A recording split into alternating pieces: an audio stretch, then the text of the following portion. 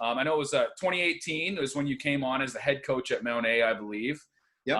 So coming from a long career of being an assistant coach at a few places at a high level, youth sports and coordinating and being at a few places. So my first thought is when you made that transition from an assistant to a head coach, what was that transition like, and what were some of your starting points going into that role?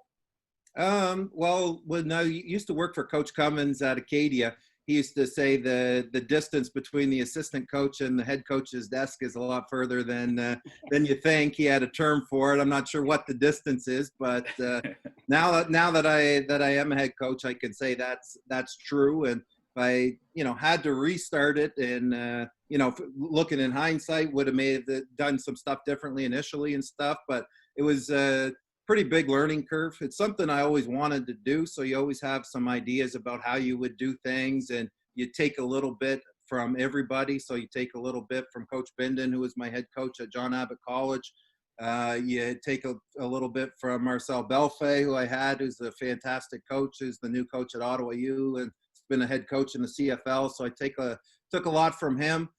Spends I think 7 or 8 years with Coach Cummins down at Acadia. So you catch yourself sometimes saying, oh, that's exactly what Coach Cummins would say. So Right. Hard not to, as you guys, you guys have been getting a long history of working together as well at X. So, taking a lot from Coach Cummins and the way they do things there, and then Coach Wolf as well. So yeah, it was definitely a transition. You have a plan, and what I did when I first took over was I called it the 3 pillars.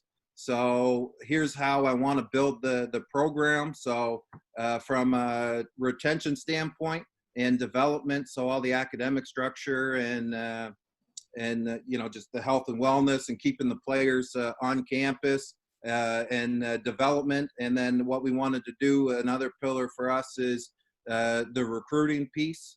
And then the development, how we actually want to do things on the field. So I tried to, and still try to, stay true to those pillars about how we wanted to build things. And you can adjust as you go through, but the big thing is having a philosophy and try to stick to your guns, for lack of a better term, and follow those 3 pillars.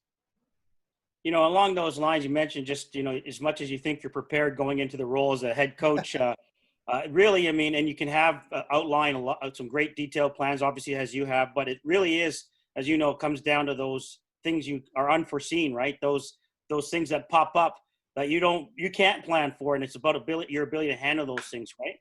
Yeah, no, 100%, Coach, and it's stressful early on.